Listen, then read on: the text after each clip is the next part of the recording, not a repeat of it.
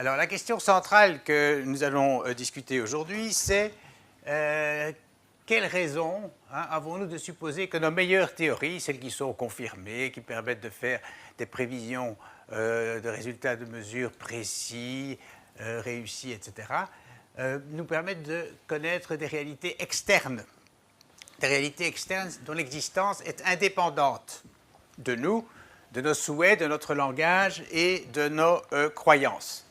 Donc je vais aborder cette question sur le plan épistémologique, donc épistémologique, épistémé en grec, connaissance, et je vais partir d'une réflexion sur ce qu'est la connaissance en général, et puis particulariser cette question à la connaissance scientifique.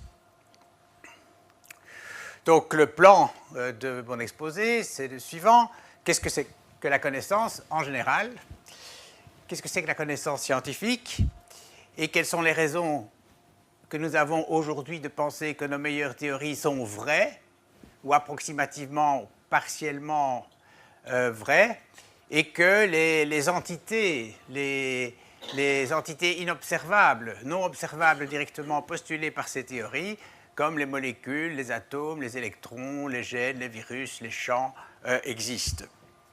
Et je vais prendre un exemple d'une controverse au tournant du 19e et 20e siècle sur l'existence des atomes et en tirer les leçons épistémologiques aujourd'hui. C'est un exemple qui peut être assez complexe, mais qui est largement connu. Donc j'ai préféré prendre un exemple qui date peut-être, mais qui est plus aisément accessible, et puis je ferai une conclusion. Alors, qu'est-ce que c'est que la connaissance en général? Alors, prenons l'exemple, supposons que Sophie sait, ou prétend savoir, que la Terre est ronde, sphérique, ou ellipsoïde, pour être précis. Donc, tout d'abord, Sophie croit P, la proposition, qu'on appelle en philosophie, la proposition P, la Terre est ronde. P est le contenu, ce qu'on appelle le contenu propositionnel de la croyance de Sophie. Alors évidemment, avoir un état psychologique de croyance ou de conviction ou être sûr de, ça ne suffit pas pour justifier la croyance en la vérité d'une proposition P. Alors, nous avons tous fait l'expérience d'être convaincus que notre clé, par exemple, se trouvait dans le tiroir de la commode, et puis finalement, elle était ailleurs, et des choses de ce genre. Donc l'état psychologique de croyance ou la conviction ne peut pas compter comme justification d'un savoir, d'une connaissance. Donc il faut quelque chose de plus. Donc il faut que Sophie puisse fournir de bons arguments en faveur de sa croyance en la vérité de la proposition P, à savoir ici que la Terre est ronde. Donc elle doit être capable de justifier, de donner une justification de sa croyance. Il ne suffit pas de dire, par exemple, que tout le monde le sait. Ça, ce n'est pas une justification. Alors quels sont les arguments? Alors, peut-être beaucoup de gens savent ou prétendent savoir que la Terre est ronde, mais quand on leur demande de donner un argument en faveur de cette croyance, beaucoup ne peuvent pas le dire. Or, il y a des arguments assez simples que l'on peut fournir. Par exemple, on peut observer qu'un bateau, lorsqu'il s'éloigne du rivage, eh bien, il y a sa coque qui disparaît derrière l'horizon avant sa superstructure ou son mât, s'il en a un. On peut, par exemple, aussi constater qu'il y a l'ombre de la Terre lors d'une éclipse de lune est arrondie. Et puis, on peut, à ce moment-là aussi, faire des voyages. Bon, évidemment, là, ce sont des expériences, mais qui sont en principe accessibles à l'observation, mais que d'autres peuvent faire que nous. Et nous pouvons, dans une certaine mesure, le faire et constater, par exemple, que la hauteur de certaines étoiles varie par rapport à l'horizon lorsque nous nous déplaçons sur la Terre. Donc, ce sont là des arguments en faveur du moins de la courbure de la Terre localement. Maintenant que la Terre, in toto, dans sa totalité, est ronde, il faut d'autres arguments. Toujours est-il que pour justifier la croyance en la vérité d'une proposition et prétendre connaître la proposition P, il faut fournir des arguments. Et ces arguments sont basés sur l'expérience sensible, sur les observations directes ou quasi directes, celles que nous pouvons en principe faire à l'œil nu, hein, ou en utilisant nos 5 sens, sans l'intermédiaire d'instruments de mesure. Ça, c'est le point de départ. C'est le point de départ. Hein? OK. Bien. Alors, donc, ça c'est la première condition, c'est pour connaître, il y a un état de croyance. Deuxièmement, il faut pouvoir fournir des justifications, mais il est possible que, malgré toutes les bonnes raisons que nous pourrions alléguer en faveur d'une croyance particulière, nous nous trompions. Et il serait paradoxal de défendre que nous savons que P est vrai, alors que dans la réalité, dans les faits, P est faux. Donc, la troisième condition pour avoir une connaissance, pour pouvoir dire que Sophie sait que la Terre est ronde, il faut non seulement qu'elle soit dans cet état de croyance psychologique, qu'elle ait des arguments en faveur de cette croyance, mais que dans les faits, la proposition P, à savoir la Terre est ronde, soit effectivement vraie. Parce que même si nous avons je répète, nous avons de bonnes raisons de croire qu'une proposition est vraie, il se peut qu'elle soit fausse, et à ce moment-là, peut-on dire vraiment que l'on sait quelque chose de faux? Ça ne correspond pas à l'usage du terme vrai dans la langue courante. C'est pourquoi on arrive ainsi, assez rapidement, à une conception qu'on appelle la conception tripartite. Il y a 3 parties de la connaissance en général, je parle de la connaissance en général, qui est une croyance justifiée et vraie. Cette conception tripartite de la connaissance est toujours discutée aujourd'hui. Il y en a qui sont d'accord, il y en a qui ne sont pas d'accord, il y a des articles qui sont parus, mais elle est ancienne. Elle remonte à Platon. Dans le dialogue, le Ménon, le Théétète, on trouve cette définition, en d'autres termes, cette définition de la connaissance. Bien. Alors, si on admet cette définition de la connaissance, que j'admettrai dans la suite, mais je tiens quand même à signaler qu'il y a des controverses à ce sujet, eh bien, il faut encore définir, bon, qu'est-ce que c'est que la vérité, hein? La vérité, pas la vérité avec un grand V, mais la vérité d'une proposition. Qu'est-ce que ça veut dire? Qu'est-ce que ça veut dire? Qu'est-ce que ça signifie lorsque je dis qu'une proposition est vraie? Et d'autre part, qu'est-ce que c'est qu'une bonne justification, hein? Une bonne argumentation? Quelles sont les bonnes raisons que je puis alléguer en faveur de ma croyance en la vérité d'une proposition, hein? Et il y a beaucoup de travail philosophique encore aujourd'hui qui se fait sur ces deux questions. Qu'est-ce que la vérité et qu'est-ce que c'est qu'une bonne justification? Commençons par la vérité. Alors, la vérité, on peut diviser, il y a beaucoup de conceptions philosophiques de la vérité, mais on peut diviser ces conceptions de la vérité en 2 grandes catégories, en 2 grandes classes. Tout d'abord, on a les conceptions qu'on appelle externalistes ou réalistes. J'expliquerai ce que ça veut dire réaliste et externaliste. Et puis les conceptions internalistes ou idéalistes. Et commençons par les conceptions externalistes ou réalistes, qui est la conception qui me semble, et Jean est d'accord avec moi là-dessus, qui me semble être la plus raisonnable d'un point de vue philosophique. Donc selon la conception réaliste de la vérité ou la fausseté d'une proposition, par exemple la Terre est ronde, est indépendante de mes ou de nos justifications.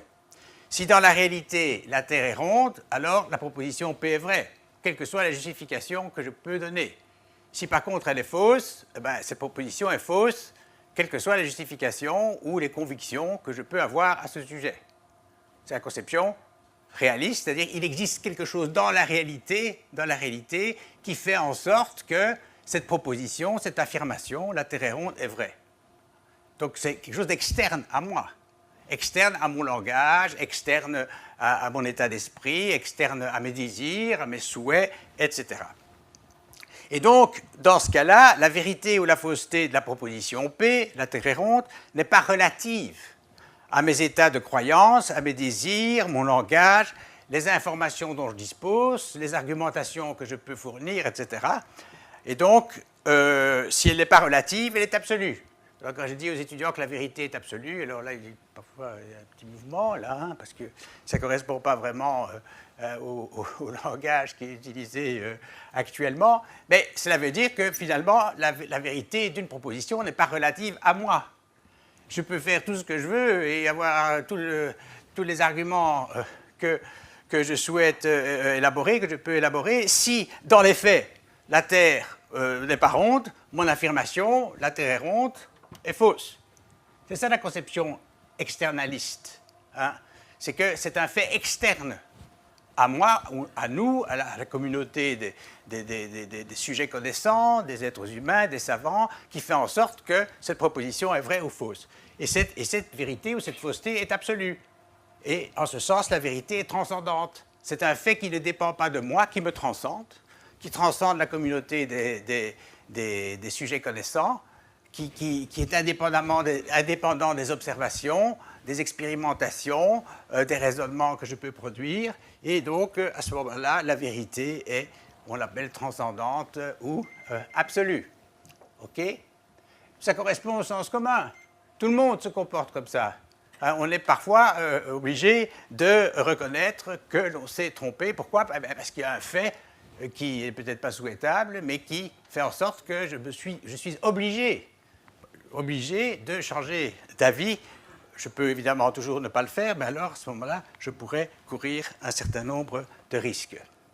Donc, on arrive ainsi à une conception qu'on appelle en philosophie la conception correspondantiste de la vérité, qui est une conséquence de la croyance en l'existence d'une réalité externe indépendante de nous.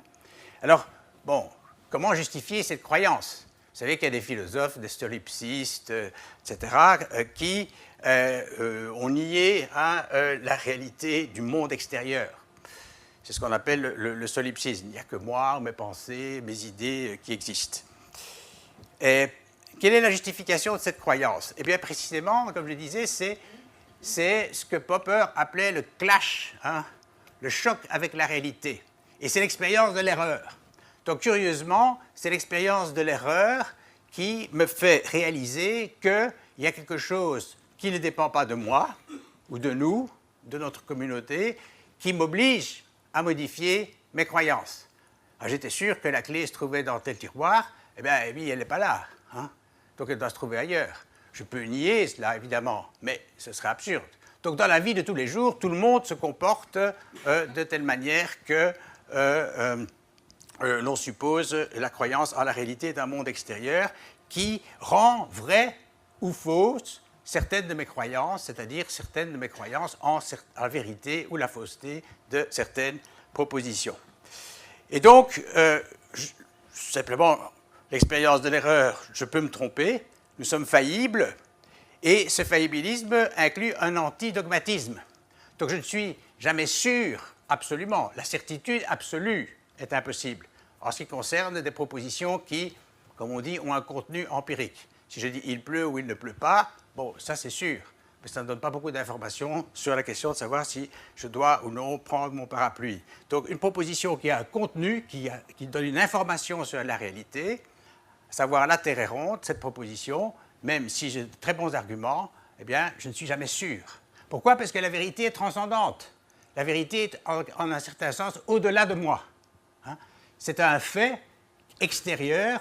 Certains parlent de truth makers en anglais, des réalisateurs de vérité ou des vérifacteurs qui font en sorte qu'une proposition est vraie ou fausse. Donc ça, c'est la conception externaliste ou réaliste de la vérité et qui correspond au sens commun et qui correspond aussi au comportement de tous les jours que nous mettons en pratique. Bien. Maintenant, il existe d'autres conceptions de la vérité qui ont été défendues depuis l'origine de la philosophie, mais qui sont défendues aujourd'hui par un certain nombre de philosophes. Et donc, ici, la vérité d'une proposition P dépend de mes justifications ou de nos justifications, de la communauté de connaissants, la communauté épistémique à laquelle j'appartiens. Et donc, par définition, une proposition est vraie si et seulement si elle est correctement justifiée. Elle est correctement justifiée.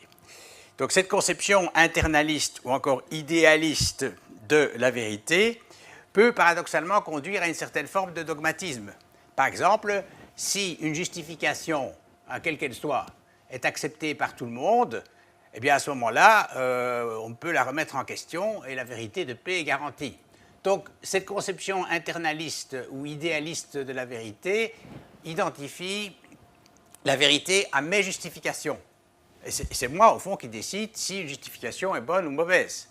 Et elle est appelée idéaliste parce qu'une justification, c'est quelque chose qui relève de mon esprit, de mes idées, de ce que je propose par mon intelligence comme étant une justification raisonnable. Par exemple, ce qu'on appelle la conception cohérentiste de la vérité, qui est défendue par un certain nombre de philosophes au XXe siècle, eh bien, une proposition est vraie si elle est cohérente avec le reste de mes autres croyances.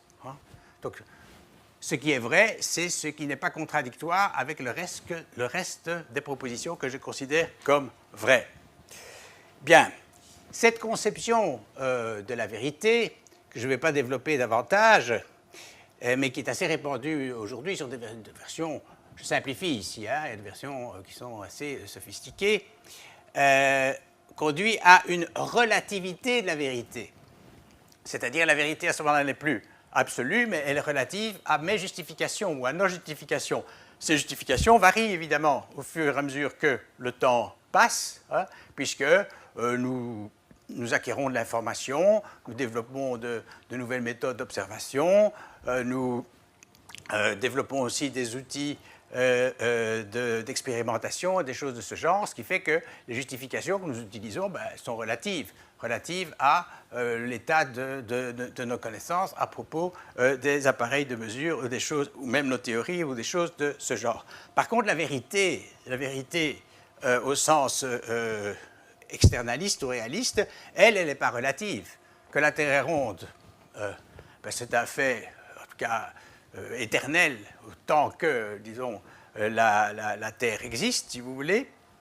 Et cette conception de la vérité comme internaliste ou idéaliste est défendue aujourd'hui par un certain nombre de philosophes qu'on appelle des constructivistes sociaux, des postmodernes, ou par exemple Isabelle Stengers, c'est une conception assez proche de celle-là, ou Richard Rorty, on peut en faire un peu, Bruno Latour, on peut citer un certain nombre de noms. Alors, exemple. Alors, Gérard Fourré, c'est un philosophe belge qui est toujours vivant, qui a beaucoup d'influence dans l'enseignement secondaire. Je dirais hélas, mais enfin, bon, c'est comme ça. Donc, exemple, avant Copernic, il est vrai que la Terre est immobile. Et puis après Copernic, il est vrai que la Terre se meut, elle bouge. Pourquoi? Parce que avant Copernic, il y avait des arguments. Ptolémée et tous les gens qui ont précédé Copernic n'étaient pas des idiots, ils avaient toute une série d'arguments en faveur de l'immobilité de la Terre. Après Copernic, il y a de nouveaux arguments qui ont été allégués. Donc c'est la relativité de la vérité. Autre exemple, et c'est un exemple ici tiré d'un philosophe du XXe siècle, Quine, un philosophe important américain, donc qui, en Grèce, au temps d'Homère, Zeus et Poséidon existent. Aujourd'hui, ce sont les électrons et les protons qui existent, et d'autres choses de ce genre, et qui font partie de notre mythologie. Et la mythologie, c'est un terme qui se trouve dans Quine, ce n'est pas moi qui invente ça, c'est la mythologie. Quine dit ça expressément. Donc, citation, conceptuellement, dit-il, les objets physiques sont des intermédiaires commodes, comparables du point de vue épistémologique aux dieux d'Homère. C'est dans tout Dogmes of Empiricism en 1953. Donc, ces gens défendent une conception internaliste ou idéaliste de la vérité. L'existence d'entités est dépendante des justifications, n'est pas indépendante de moi, est dépendante des justifications que je peux fournir en faveur de leur existence, et donc nous avons à ce moment-là une conception relative de la vérité, ce qu'on appelle la conception internaliste ou idéaliste de la vérité. Bien, ça c'est pour la vérité. Donc je rappelle, l'argument central en faveur de la conception de la vérité comme correspondance, c'est au fond l'expérience de l'erreur. Hein. Je suis obligé de reconnaître que je me suis trompé. Par quoi? Par quelque chose d'extérieur à moi, hein, qui s'impose à moi sans que je le souhaite, hein, parfois. Okay. Bien. Alors, évidemment, maintenant, la question, c'est qu'est-ce que c'est qu'une bonne justification? Quels sont les arguments dont nous avons des raisons de penser qu'elles nous permettent de croire qu'une proposition est vraie? Si la vérité est transcendante, elle est au-delà de nous, elle est externe, hein, puisque ce qui rend vrai une proposition, c'est une réalité qui ne dépend pas de nous. Mais alors comment, par mes justifications, parce que c'est quand même nous, hein, ou moi, ou la communauté des scientifiques, par exemple, qui propose des justifications, quelles sont les raisons que nous avons de penser qu'une justification est bonne, hein? Alors, évidemment, on peut dire une bonne justification, c'est une justification qui nous donne des raisons de penser que notre croyance est vraie. Mais ça ne nous avance pas, hein? C'est un critère de circularité, hein? Et si on ne peut pas comparer, comme la vérité est transcendante, on n'est jamais dans la position de ce qu'on appelle dans la littérature à ce sujet le survol cartésien ou le point de vue de Dieu, hein, c'est-à-dire qu'il y a la réalité d'une part, okay, qui existe entre guillemets en elle-même, hein, la Terre est ronde, et puis ma proposition, mon affirmation, je dis que la Terre est ronde. Et je ne suis pas dans une position de survol cartésien ou du point de vue de Dieu qui me permettrait de dire « Ah, ben voilà, je contemple le fait et puis je compare mon affirmation avec le fait et je vois, je regarde et je constate que cette proposition est vraie ou fausse. » Non, nous sommes plongés évidemment dans la réalité, nous aussi, nous faisons partie de la réalité. Et nous n'avons pas de survol, nous ne survolons pas notre langage et notre esprit d'un côté et les choses et les faits d'autre part. Et donc, comment pouvons-nous avoir des raisons de penser que nous accédons à une connaissance, que nous pouvons rejoindre certaines vérités ou certains faits? Bien. Et donc, on ne peut pas non plus définir la vérité à partir de la justification, sinon on retombe dans la deuxième conception de la vérité qui ne me paraît pas acceptable, à savoir l'internalisme ou l'idéalisme. Bon, alors comment faire pour échapper au doute sceptique? Alors qu'est-ce que c'est que le sceptique? Le sceptique, c'est celui qui prétend que la connaissance est inaccessible à l'homme. Bien. Il est correct de dire, comme je l'ai dit, que la certitude absolue est inaccessible, nous pouvons nous tromper, mais est-il raisonnable de mettre en doute l'existence d'objets qui sont directement accessibles à nos sens et la vérité des propositions à leurs propos? Est-ce qu'il est raisonnable pour nous, ici dans cette pièce, de mettre en doute l'existence de cette table ici? Okay. Historiquement, aucun des philosophes qu'on appelle les philosophes sceptiques, skeptomai en grec ça veut dire j'examine, examiner critiquement ses croyances et voir si elles résistent au doute, ou équivalemment si il existe de bons arguments en faveur de la vérité de ses croyances, c'est très bien. C'est ce qu'ont fait les sceptiques. Sextus Empiricus, Épictète, etc., Montaigne, d'autres, etc., n'ont jamais mis en doute l'existence des tables, des chaises et des choses de ce genre qui sont très opportunément toujours présentes dans les salles où on parle de philosophie, vous savez. Bien. Après ce bref panorama de questions épistémologiques fondamentales, venons-en maintenant à la connaissance scientifique. Connaissance scientifique. Aujourd'hui, ce qu'on peut appeler les sceptiques, en ce qui concerne la connaissance scientifique, ils mettent en doute l'existence des entités non observables directement. Les électrons, les molécules, les protons, le boson de Higgs, les champs électromagnétiques, les gènes, etc. Les virus, les bactéries, en fait, ce qui n'est pas observable directement ou immédiatement. Donc, observable directement ou immédiatement, ça veut dire observable sans l'intermédiaire d'instruments de mesure. Donc, les sceptiques ou anti-réalistes, ceux qui mettent en doute l'existence de ces entités inobservables directement, ne mettent pas en doute l'existence des objets directement observables, ni la vérité des propositions à leur sujet. Par exemple, Bas van Fraassen, qui est un philosophe canadien d'origine hollandaise, qui a enseigné à Princeton, est un antiréaliste. Il est sceptique quant à l'existence des électrons, c'est-à-dire, ou plus exactement, agnostique. Il estime que nous n'avons pas de bonne raison de croire que les électrons existent ou n'existent pas. Donc nous devons suspendre notre opinion à leur sujet. Pourquoi? Parce que les électrons sont inobservables. Ils ne sont pas observables directement. OK? Donc les antiréalistes scientifiques, c'est donc, je répète, ceux qui sont sceptiques ou qui mettent en doute la vérité de propositions scientifiques à propos d'entités inobservables comme les électrons, ou qui mettent en doute l'existence de ces entités, se rattachent à une tradition philosophique très ancienne et très importante, qui est la tradition empiriste. La tradition empiriste est basée sur deux affirmations, en résumé. Première affirmation, seule l'expérience sensible, celle qui peut être faite par nos cinq sens, hein, la vue, l'ouïe, le toucher, l'odorat, etc. Donc seule l'expérience sensible directe permet de justifier nos croyances. C'est à partir de ce que nous pouvons voir et toucher que nous justifions nos croyances en la réalité, par exemple, de cette table et qu'elle est dure. Exemple simple.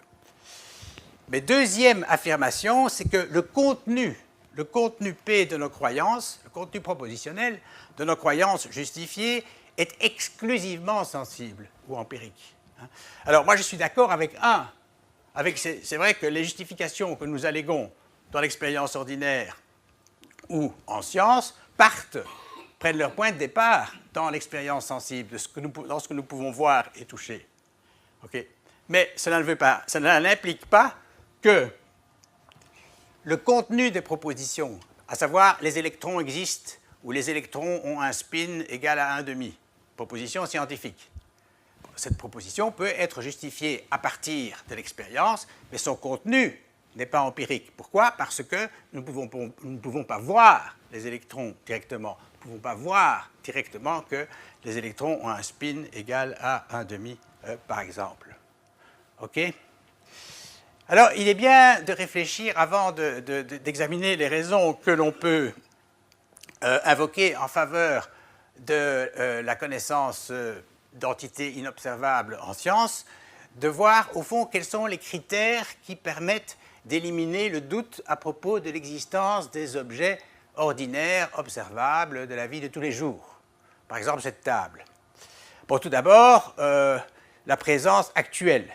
C'est-à-dire que nous voyons cette table. Mais on peut rêver, on peut avoir des illusions, etc. Enfin, l'histoire de la philosophie est pleine de récits célèbres mettant précisément en doute l'existence d'objets à partir de nos perceptions, de ceux-ci.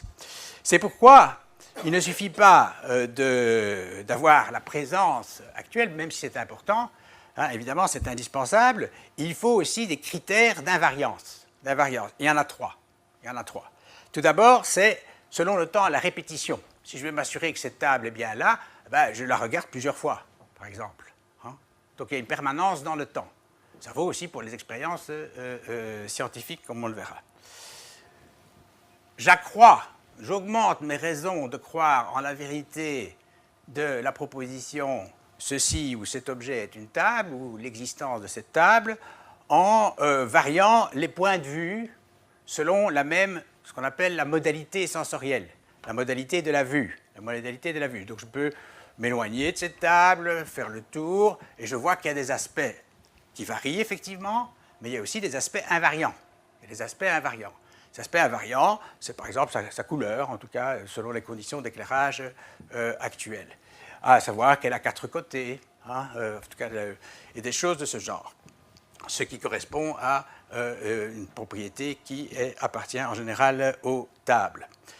Mais j'accrois également mon degré de croyance, la fiabilité de ma croyance en l'existence de cette table, si j'ai recours à diverses modalités sensorielles. Si je convoque non seulement la vue, mais si je fais appel également au toucher, hein, donc je touche cette table, voilà qu'elle est dure, hein, à l'ouïe, etc.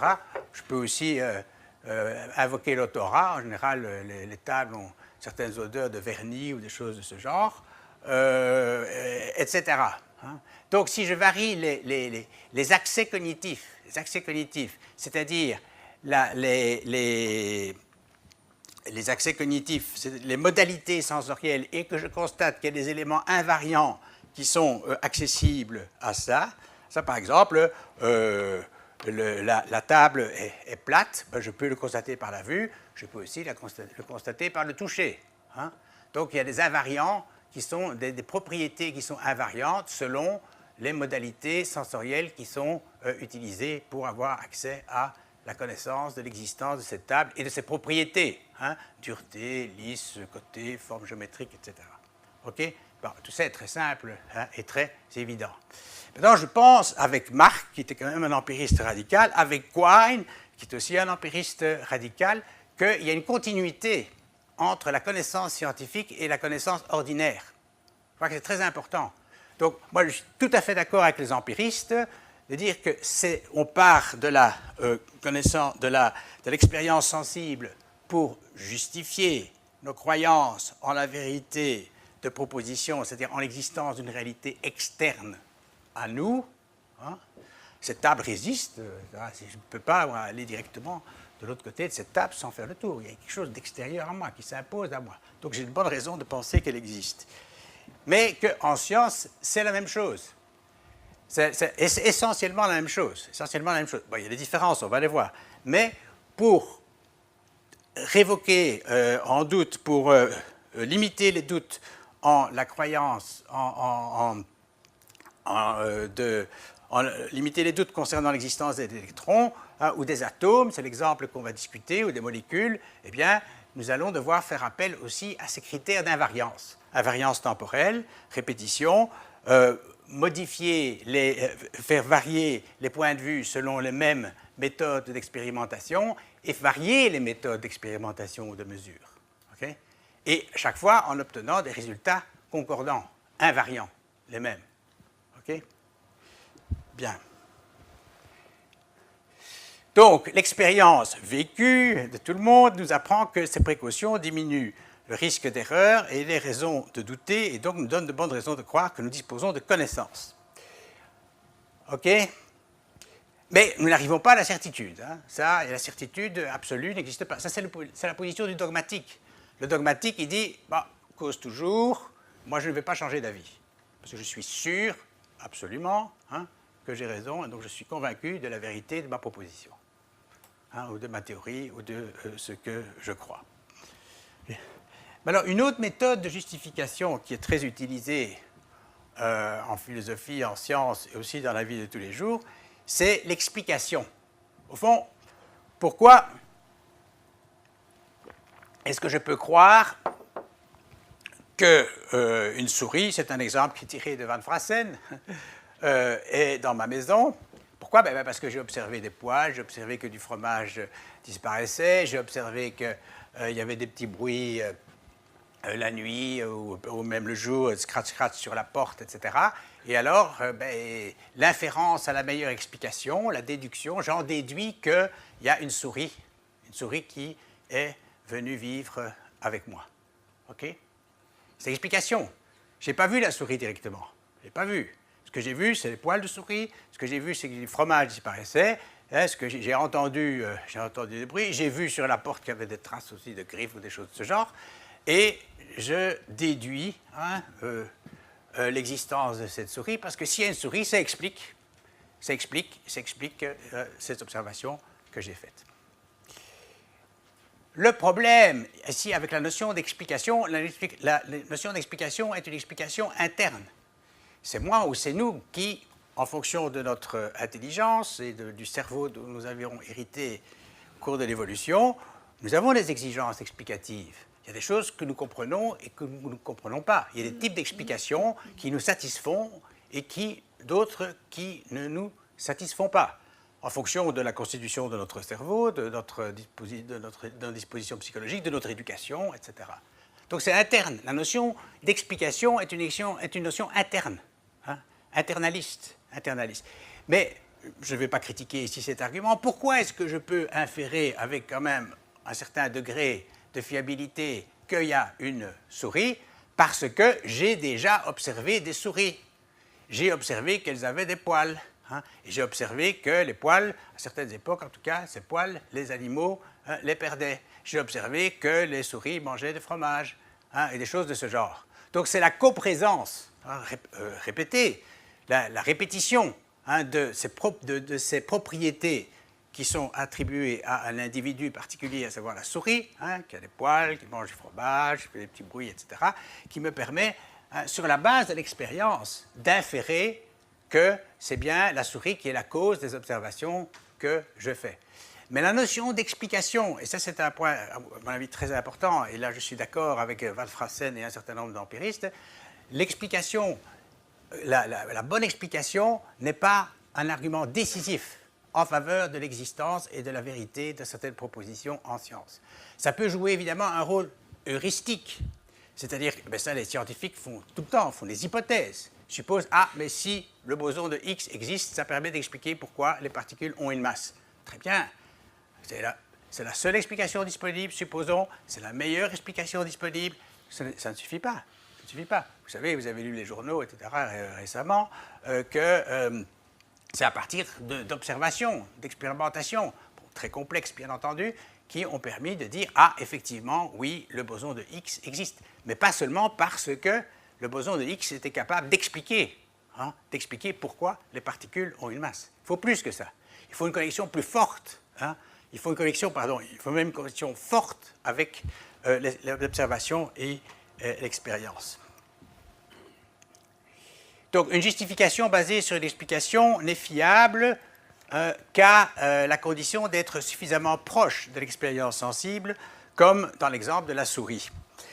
En science, hein, les scientifiques proposent souvent, donc je répète ce que je viens de dire, à titre d'hypothèse, des explications possibles de certaines observations. Et ces observations sont le plus souvent des observations qui sont faites à l'aide d'instruments. Donc ce sont des observations qui sont indirectes, qui sont médiates, non immédiates. Donc il ne suffit pas que la théorie, l'hypothèse proposée soit estimée la meilleure, ni même la seule possible, pour justifier la croyance en sa vérité. Au fond, il n'existe pas, contrairement à ce que certains philosophes célèbres ont pensé, Leibniz par exemple, il n'existe pas d'harmonie préétablie entre mes exigences ou nos exigences, les exigences de l'esprit humain d'explication, hein, et la réalité du monde. Il n'y a pas de raison, me semble-t-il, a priori, que le monde, la réalité, la nature doivent nécessairement se conformer à ce que je trouve, moi, explicable, intelligible, plausible, clair, hein, imaginable, ou des choses de ce genre. Donc, il n'y a pas d'harmonie préétablie. Okay? Le monde est transcendant. La réalité est transcendante. Ne dépend pas de moi. Donc les exigences de mon esprit, en termes d'explication, hein, n'imposent rien au monde. N'imposent pas au monde une certaine structure ou une certaine organisation ou la possession de certaines propriétés. Okay? Donc, dire que les électrons, par exemple, expliquent un certain nombre de phénomènes, ça ne suffit pas comme argument décisif en faveur de leur existence. Même si ça donne évidemment une plausibilité, ça donne de bonnes raisons de penser que les choses méritent d'être investiguées davantage, hein, bien entendu. Alors, je prends un exemple, ici, l'existence des atomes, c'est la fameuse controverse sur l'existence des atomes ou des molécules au début du XXe siècle. Bon, les gens savaient qu'il y avait la chimie, etc., mais en tout cas, les expériences que l'on va discuter maintenant concernent les molécules, des molécules qui ne sont pas en interaction chimique, qui sont donc considérées comme insécables, indivisibles, qui se comportent comme des atomes. Et la discussion était de savoir quels sont les arguments en faveur de la continuité ou la discontinuité de la matière. La matière est-elle continue, hein, ou bien est-elle discontinue, c'est-à-dire composée d'atomes ou de molécules? si la matière est discontinue, eh bien, en principe, il est possible de compter les éléments dont elle se compose. OK? Ça va? Les atomes. Alors, il y a un Italien de Turin qui s'appelait Amedeo Avogadro, dont voilà la photo ici, enfin la production, qui a déterminé, qui a donné déjà une première estimation de ce nombre qu'on a appelé n, donc le nombre d'Avogadro, et qui est par définition le nombre de molécules dans une molécule gramme ou mole. Alors, c'est peut-être des vieux souvenirs de l'école, mais par exemple, dans 16 grammes d'oxygène ou dans 12 grammes de carbone, il y a le même nombre de molécules. Même nombre de molécules. Okay? Dans n'importe quel gaz, dans les mêmes conditions de pression et de volume et de température, il y a aussi le même nombre de molécules pour les gaz. Ah, il a montré ça. Okay? Si on suppose que les molécules existent, ce qui n'est pas, en tout cas à l'époque d'Avogadro, n'était pas prouvé. Il y a beaucoup de gens qui, à la fin du 19e siècle et au début du 20e siècle, pensaient, et c'était même la majorité, pensaient que la matière était continue, donc que les atomes n'existaient pas, que c'était des outils commodes, c'était une hypothèse pratique pour unifier des phénomènes, pour construire des théories mathématiques qui permettaient de faire des prévisions observationnelles réussies, mais nous n'avions pas de raison, selon ces physiciens, de croire en leur existence. Donc nous ne savions pas, à la fin du 19e siècle et au début du 20e siècle, que nous ne savions pas que les atomes ou les molécules existent. Alors, c'est une longue histoire, bien entendu. Quelqu'un qui a joué un rôle décisif et qui croyait effectivement dans la théorie atomiste, ou plus exactement l'hypothèse atomiste, parce qu'il peut y avoir plusieurs théories atomistes qui attribuent des propriétés différentes aux atomes, qui énoncent des lois différentes à propos des atomes, mais le point central, c'était la discontinuité de la matière. Et donc Ludwig Boltzmann a développé ce qu'on a appelé la théorie cinétique des gaz. Un gaz est composé de molécules qui sont en agitation qu'on appelle agitation thermique constante. Okay? Et donc, effectivement, Boltzmann a fait une théorie à ce sujet et a pu déduire certaines lois de la thermodynamique. Mais il n'y a toujours pas d'évidence directe en faveur de l'existence des molécules. Ceci est important parce que Boltzmann a pu expliquer un certain nombre de phénomènes à partir de l'hypothèse atomiste.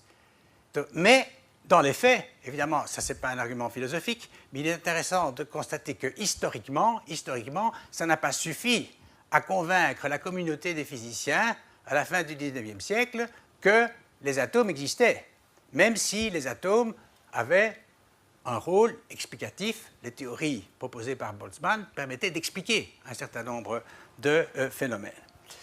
Donc, vers 1900, la plupart des scientifiques pensaient que l'hypothèse atomiste était utile pour construire des théories mathématiques vérifiées, mais qu'on n'avait pas encore de raison suffisante de croire en la vérité de l'hypothèse atomiste. Donc, entre la vérité de l'affirmation que les atomes existent et que la matière est discontinue. Alors, en 1905, Einstein explique le mouvement brownien. Alors, Brown, c'était un botaniste qui avait observé au microscope que des grains de pollen très petits en suspension dans un liquide avaient un mouvement apparemment erratique, ça bougeait de façon erratique. Einstein a utilisé la théorie cinétique pour donner certaines lois de ce mouvement probabiliste, de ce mouvement apparemment erratique, et il fournit une estimation de la valeur du nombre d'Avogadro n. Et donc, l'hypothèse atomiste gagne du terrain. Donc, encore une fois, ici, Einstein fournit une explication des observations faites par ce botaniste Brown, à savoir que les grains de pollen bougent dans cette suspension. Pourquoi est-ce qu'ils bougent, les grains de pollen, de façon erratique? Eh bien parce qu'ils sont bousculés de façon aléatoire, hasardeuse, par les molécules du liquide, qui sont en agitation thermique, selon Boltzmann, et donc parfois le grain va dans une direction, puis dans une autre direction, etc., en fonction des chocs qu'il subit de la part des molécules du liquide. Mais toujours en 1905, il y avait encore beaucoup de gens qui estimaient que l'hypothèse atomiste était douteuse. Alors le pas décisif, voilà, bon, ceci c'est le mouvement d'une particule, le mouvement brownien. On peut suivre particule ici dans un liquide, eh bien elle va comme ça se déplacer en fonction elle est évidemment visible au microscope, tandis que les molécules ne sont pas visibles au microscope. Donc ce grain de pollen est visible au microscope et on le voit se déplacer de façon apparemment désordonnée. Einstein a fourni des lois mathématiques statistiques de ce mouvement brownien. C'était un de ces 3 articles de l'année miraculeuse de 1905. Le pas décisif a été franchi en 1910 par Jean-Baptiste Perrin, prix Nobel de physique en 1926. Alors, brièvement, Perrin étudie les émulsions. Donc, les émulsions, ce sont des mélanges où il n'y a pas d'interaction chimique, des grains de gomme goutte qui sont jaunes, jaune safran, ou de mastic en suspension dans un liquide, à l'équilibre. Et donc, observé au microscope, on voit, mais c'est une observation indirecte faite au microscope, que la concentration des grains diminue en fonction de la hauteur. Et selon l'hypothèse atomiste, ces distributions exponentielles, ça on peut constater empiriquement, en tout cas à l'aide du microscope, que c'est une distribution exponentielle et qui est due en partie à l'agitation moléculaire. Alors qu'est-ce qu'il voit Perrin dans son microscope? Eh bien, il voit ceci. C'est que vous avez un récipient, une coupe au fond du récipient, vous avez plus de particules de gomme goutte, de ces particules de grains, qui sont analogues finalement aux grains de pollen qui avaient été observés par Brown dans sa suspension liquide. Puis si vous montez dans le récipient, vous avez moins de grains, puis plus, puis finalement, vous avez près de la surface, vous en avez peu. Idem pour les grains de mastic. Dans le fond du récipient, vous en avez plus, puis ça diminue, puis etc. OK? Alors, Perrin suppose, bon, ici ça devient un peu plus technique, mais Perrin suppose que les particules de mastic et de gomme goutte, là, se comportent comme de grosses molécules. Grosses molécules, ici ce n'est pas des gaz évidemment, ce sont des liquides. Comme de grosses molécules, et que leur énergie moyenne, W c'est comme ça que c'est work en anglais, le travail, Werk en allemand, leur énergie moyenne est égale à celle des molécules W' du liquide, comme c'est le cas pour les gaz. Donc Perrin suppose, c'est une supposition ici, mais qui est justifiée par une série de connaissances, il suppose que finalement il y a des analogies entre les gaz et les liquides, et il montre qu'on peut calculer le W, donc l'énergie moyenne des grosses molécules de mastic ou de gomme goutte dans le... Et si on suppose que le liquide se comporte comme un gaz, on peut utiliser la formule de Boltzmann. Cette formule de Boltzmann, W', à savoir 3,5 fois R c'est la constante des gaz, divisé par N c'est le nombre d'Avogadro, multiplié par la température. Et donc Perrin, en supposant W est égal à W', permet de calculer avec précision le nombre d'Avogadro. Et il obtient des valeurs assez proches de celles qui sont obtenues par Einstein et par d'autres méthodes. Et on va revenir sur ce point. Donc a priori, indépendamment de l'expérience, si la matière est continue, il y a deux possibilités. Ou bien les grains restent au même niveau de l'émulsion, en fonction de la viscosité, etc. Enfin bref, je passe les détails. Ou bien ils restent tous au même niveau, ou bien ils sont tous au fond, parce qu'ils sont trop lourds. D'accord ? Mais on a une distribution exponentielle. Et à l'aide de cette distribution exponentielle, par les calculs, hein, on peut montrer que les valeurs trouvées par Perrin, donc les valeurs qui sont découvertes par Perrin, sont ce qui est écrit ici. Hein, donc c'est entre 64 et 69 fois 10 exposant 22. Ben ça, c'est l'unité des moles exposant moins 1. Donc, entre 10 exposant 22, donc c'est 10 exposant 3, c'est 1000. Hein, donc, je vous laisse faire le calcul.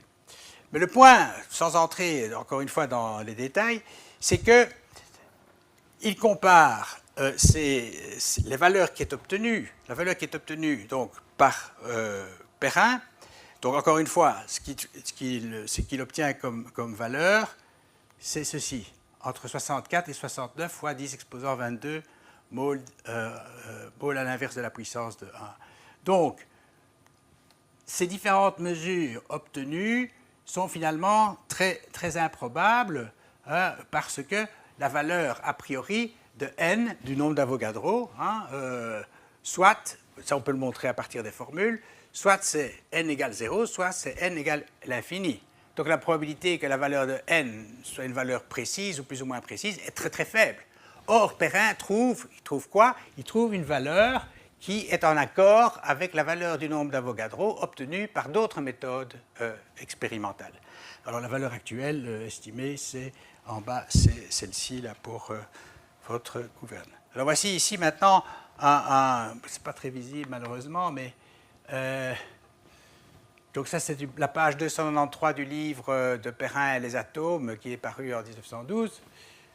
Livre en français qui a eu beaucoup de succès, c'était un best-seller à l'époque. Et il faut savoir qu'après ces expériences de Perrin, la communauté scientifique, évidemment, ça c'est pas un argument, c'est parce que c'est pas parce que tout le monde change d'avis que hein, ou tout le monde croit quelque chose que c'est ça qui est vrai, hein, que c'est ça la vérité. Mais dans les faits, en tout cas, c'est un fait historique. La communauté scientifique s'est massivement déplacée en faveur de l'existence des atomes. Donc, vous avez ici le mouvement brownien, c'est-à-dire les émulsions à l'équilibre. Hein. Vous avez des valeurs comprises entre 64 et 69, comme je disais. Et puis alors, vous avez d'autres méthodes, viscosité des gaz, équation de Van der Waals, le bleu du ciel, le spectre du corps noir, charge de sphérules dans un gaz, radioactivité, etc. Vous avez d'autres méthodes de mesure de n en faisant l'hypothèse atomiste, qui obtiennent à peu près le même résultat. Bon, vous pouvez peut-être dire qu'entre 71 et 60, ça fait beaucoup, mais c'est fois 10 exposant 22. Hein. Donc, les valeurs sont finalement assez proches. Bon, alors il y a une citation, là je vous la donne. On est saisi d'admiration, donc Jean Perrin dans les atomes, on est saisi d'admiration devant le miracle des concordances aussi précises à partir de phénomènes si différents. D'abord, on retrouve la même grandeur pour chacune des méthodes en variant, hein, donc en variant autant que possible les conditions de son application.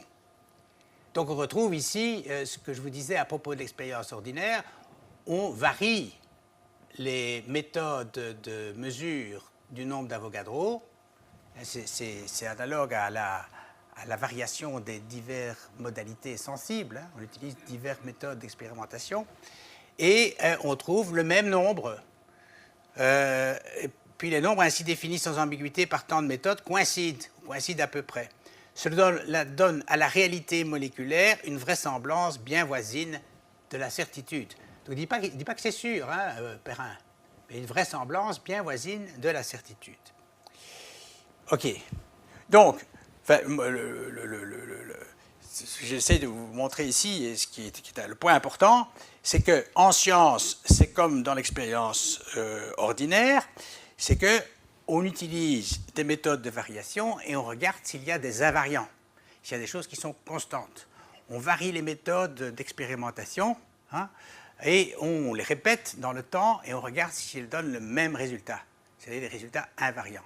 Si c'est le cas, on a de bonnes raisons de penser que ce nombre n existe, c'est-à-dire que la matière est discontinue, puisqu'on peut compter, hein, on peut numérer les éléments qui constituent cette matière. De surcroît, à partir de ce nombre d'Avogadro n, on peut calculer d'autres grandeurs que l'on attribue aux molécules, par exemple la taille des molécules, leur masse, et des choses de ce genre. Et les différentes méthodes de mesure coïncident. Et on a diverses mesures pour la masse, diverses méthodes de mesure pour la taille, etc. Okay. Alors, l'objection empiriste, il faut revenir à cela. L'objection empiriste, c'est que nous faisons des observations qui ne sont pas faites à l'œil nu, mais qui sont faites à l'aide de microscopes. Alors, Van Fraassen, un philosophe important aujourd'hui et antiréaliste, empiriste radical, et qui dit « Nous ne voyons pas directement des grains dans le microscope, mais des images que nous interprétons comme des représentations de grains. » Van Fraassen va jusqu'à utiliser le terme d'hallucination publique, public hallucinations. C'est une citation, ça. Il dit ce que nous voyons dans le microscope, ce sont des hallucinations publiques. Pourquoi? Parce que ce que nous voyons, ce sont, il compare d'ailleurs ça à un arc-en-ciel, nous voyons, bien sûr que nous voyons quelque chose dans le microscope, mais nous ne voyons pas les grains. Ça, c'est une interprétation et c'est quelque chose qui est hautement douteux. Et donc, comment s'assurer de la fiabilité d'instruments d'observation et de mesure sur la base de l'observation directe? C'est ça le point. Hein? Donc, les empiristes, moi j'aime bien les empiristes, pourquoi? Parce que, même si je ne suis pas tout à fait empiriste, ils posent des objections vraiment très sérieuses et difficiles, parfois, à contrer concernant les arguments que nous alléguons, enfin que les réalistes allèguent en faveur de la croyance en la vérité des propositions scientifiques qui portent sur des entités non observables directement. Bon, on va regarder la question en ce qui concerne les instruments d'optique. Pourquoi? Bon, évidemment, je porte des lunettes, comme beaucoup de gens. Il est clair que je pense que les observations que je fais à l'aide de mes lunettes, hein, en général, sont beaucoup plus fiables que celles que je peux faire sans mes lunettes. Pourquoi est-ce que je crois ça? Pas parce que j'ai étudié évidemment la théorie optique, je sais comment les lunettes fonctionnent et pourquoi, ce que c'est que la myopie, mais peu importe, il y a des tas de gens qui portent des lunettes et qui savent très bien qu'ils voient mieux avec leurs lunettes que sans leurs lunettes. Pourquoi? Parce qu'ils peuvent vérifier que si j'observe par exemple une tache rouge là au fond de la salle d'une certaine forme, j'enlève mes lunettes, je vois flou, et si je me rapproche, hein, sans mes lunettes, je peux voir que ce que j'ai vu avec mes lunettes de loin correspond à ce que je peux voir de près sans mes lunettes. OK? Donc, c'est très raisonnable hein, de penser que la vision indirecte, parce qu'évidemment, c'est une vision indirecte avec des lunettes, puisque c'est un instrument, hein, c'est un instrument, les lunettes. C'est pas l'œil nu. Hein. Donc, j'ai de bonnes raisons fondées sur l'expérience assez proche de l'expérience vécue, que les lunettes sont fiables. Pour Galilée, c'était la même chose. Le télescope, à l'époque de Galilée, il n'y avait pas de théorie du télescope. Seulement, on a pu se rendre compte qu'avec le télescope de Galilée, on voyait des bateaux de loin avec certaines caractéristiques, et quand ils accostaient à Venise, eh ben, ils avaient les caractéristiques que l'on avait observées dans la lunette. Et par conséquent, quand on pointait la lunette vers le ciel, eh bien, nous avons raison de penser que ce qu'on voit dans la lunette de Galilée à l'époque vers le ciel n'était pas très perfectionné, mais enfin, on voyait quand même quelque chose d'important, hein, donnait de bons résultats. Il y avait une petite complication là que je mentionne en passant, c'est qu'à l'époque de Galilée, beaucoup de gens étaient aristotéliciens et croyaient qu'il y avait une distinction entre la matière céleste et la matière sublunaire, et donc c'était autre chose, et donc est-ce qu'on pouvait vraiment extrapoler ou induire ce qu'on voyait au niveau des mers avec les bateaux aux cieux, alors que le cieux c'était un monde différent. Hein. Mais bon, enfin, passons là-dessus. Alors les microscopes, évidemment, là, c'est plus délicat parce que on ne peut pas se mettre dans des conditions où on voit les molécules à l'œil nu. Hein. On voit, là, Van Fraassen a raison, on voit des images. Mais on peut appliquer les principes d'invariance hein, je vais rapidement là-dessus, répétition, invariance temporelle, invariance selon le point de vue, utilisation de différents microscopes, construits différemment, comparaison avec des objets qu'on peut observer à l'œil nu et puis qu'on observe avec le microscope, et puis on continue, on utilise ce qu'on peut appeler un principe de continuité ou d'extrapolation, qu'on utilise également dans l'expérience sensible vécue immédiate. Et en plus, on peut vérifier la concordance d'observations faites à l'aide de microscopes avec d'autres méthodes d'observation qui ne sont pas optiques. Et donc nous avons ici aussi un parallèle avec les différentes modalités des perceptions. Finalement, on peut, mais pas toujours, maintenant on dispose de théories optiques. On sait comment les télescopes, la lunette de Galilée, les lunettes que nous utilisons, comment les microscopes fonctionnent. Nous avons des théories optiques qui sont finalement assez simples, l'optique géométrique. Je ne parle pas ici des microscopes électroniques, ça c'est autre chose, mais les microscopes optiques, c'était ceux-là qui étaient utilisés dans la controverse sur la discontinuité de la matière. Eh bien, on a des théories optiques qui peuvent être vérifiées à partir d'expériences assez simples, qu'on fait d'ailleurs dans les écoles. Donc, on connaît les lois de l'optique et la manière dont les images se forment. Les images se forment à partir des objets observés. Et donc, de cette manière-là, on peut répondre à l'objection empiriste qui consiste à dire, oui, on part de l'expérience pour concocter nos justifications de nos croyances, mais l'objection empiriste, deuxième objection, le contenu propositionnel de nos croyances n'est pas empirique. Voilà, ça c'est ce que Van Fraassen dit. On ne peut vraiment croire que ce que l'on voit directement à l'œil nu, ou avec nos sens sans instrument. Mais on peut tester la fiabilité d'instruments par ces méthodes de variation. OK. Conclusion. En science, les procédures de justification sont basées sur les observations et sont des stratégies qui sont élaborées pour éliminer le doute et ainsi accroître la probabilité que des hypothèses soient vraies.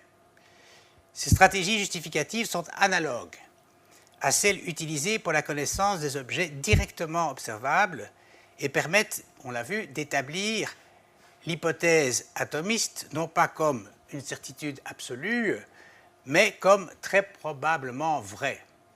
Cette hypothèse devient alors une pièce centrale de multiples théories scientifiques. Une fois que c'est établi selon toute vraisemblance, il n'y a pas de raison de ne pas l'utiliser dans d'autres domaines scientifiques pour élaborer d'autres théories.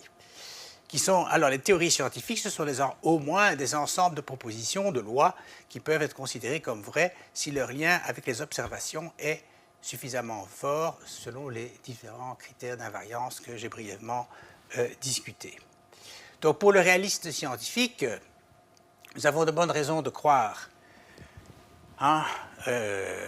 que certaines propositions scientifiques, c'est-à-dire affirmations scientifiques, sont au moins approximativement vraies. On n'a pas une mesure exacte du nombre d'Avogadro, de la masse de l'électron, des choses de ce genre. Et que certaines entités non observables directement, mais observables indirectement, existent. Donc le réaliste scientifique défend un réalisme partiel et donc sélectif. Les théories scientifiques postulent souvent l'existence d'entités pour des raisons, comme on l'a dit, explicatives. Si on postule l'existence de telle entité, de telle chose, avec telle propriété, eh bien, on peut bien expliquer, selon nos réquisites intellectuels, les réquisites d'intelligibilité, on peut bien expliquer certains phénomènes. Ça ne suffit pas. Elle dit, mais les théories scientifiques, c'est comme ça que la science avance aussi. Donc je ne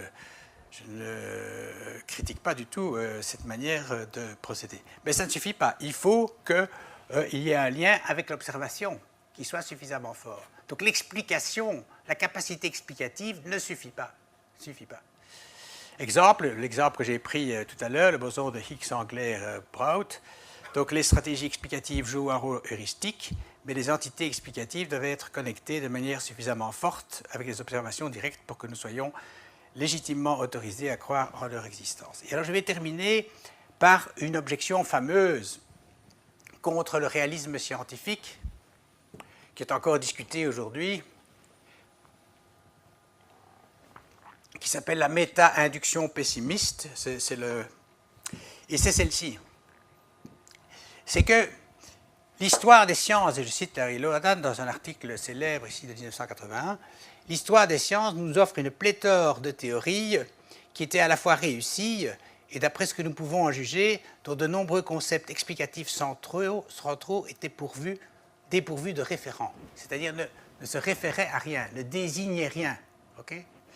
Donc, et c'est vrai, dans l'histoire, des théories ont été proposées, ces théories avaient du succès, étaient réussies, elles étaient capables de fournir des prévisions précises, par exemple du mouvement des astres. À l'astronomie de Ptolémée supposait qu'il existait des sphères cristallines sur lesquelles étaient fichées les différentes planètes. Okay? Donc ça expliquait la stabilité du système du cosmos. Donc, ces théories étaient explicatives, elles avaient des prévisions réussies, mais aujourd'hui, nous ne pensons plus que les sphères cristallines, les sphères transparentes de Ptolémée existent. L'argument de Lodan, c'est de dire, comme nous avons plusieurs exemples, et je prends la liste de Lodan tout de suite, comme nous avons plusieurs exemples de théories qui avaient du succès, donc qui étaient empiriquement satisfaisantes, encore une fois, qui permettaient de prédire correctement des résultats d'observation, qui fournissaient une explication, à première vue satisfaisante aussi de certains phénomènes, eh bien, la méta-induction, c'est une induction sur l'ensemble de ces théories jadis réussies mais qu'on a abandonnées. Au fond, nous n'avons pas de raison de penser qu'un jour, nos meilleures théories scientifiques soient abandonnées. Et donc, un jour, dans 600 ans, 500 ans, 1000 ans, 2000 ans, il est possible que les gens croient, pour de bonnes raisons, en des entités inobservables, autres que les électrons, les protons, les gènes, les virus, etc.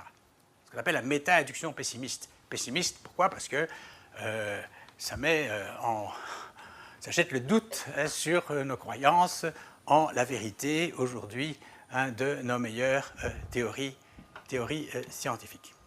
Okay. Alors, voilà la fameuse liste de Lodan en 1981. Donc, les concepts centraux, les sphères cristallines jouaient un rôle explicatif central dans l'astronomie de Ptolémée, dans l'astronomie ancienne. Donc, les sphères cristallines de l'astronomie ancienne et médiévale, la théorie des humeurs en médecine, je pensais que les humeurs existaient, ils avaient des arguments en faveur de l'existence de ces humeurs, etc. Les effluves de la théorie d'électricité statique, la géologie catastrophique, la théorie chimique du phlogiston, le calorique, le funinculus, la force vitale, la théorie de physiologie, les théories électromagnétiques, etc., la théorie de Rankine, la thermodynamique, enfin bref, on peut multiplier comme ça des exemples de théories qui un jour étaient acceptées par des scientifiques dans l'histoire, et aujourd'hui, nous pensons que ces théories ne sont plus correctes. En tout cas, nous pensons que des concepts centraux, c'est-à-dire des termes que l'on pensait se référer, désigner des entités qui jouaient un rôle explicatif crucial dans ces théories, aujourd'hui nous pensons qu'ils n'existent plus. Alors comment répondre à cette argumentation de Lodan? Comment répondre à cette argumentation de Lodan? C'est une argumentation historique. D'abord on peut dire, au fond, est-ce que les inductions historiques ont la primauté sur les inductions scientifiques? Ça, première chose, on peut dire ça, mais ça, c'est un argument qui a été utilisé. Mais, évidemment, on n'a pas le temps ici de faire ça, mais je vous invite à titre d'exercice, pour ceux qui ont le courage, de regarder si ces entités de la liste de Lodan satisfont les critères de connexion avec l'expérience et les critères d'invariance que j'ai proposés. C'est ça le point. C'est que c'est vrai que les scientifiques croyaient en l'existence des sphères cristallines, en l'existence du calorique, du phlogiston, etc. Je ne vais pas expliquer ce que c'était. C'est un fait historique. Mais avaient-ils des bonnes raisons d'y croire? Non. Pourquoi? Parce que la connexion de ces entités avec l'observation directe n'était pas suffisamment forte. C'est le point que j'ai essayé de développer aujourd'hui. Merci beaucoup.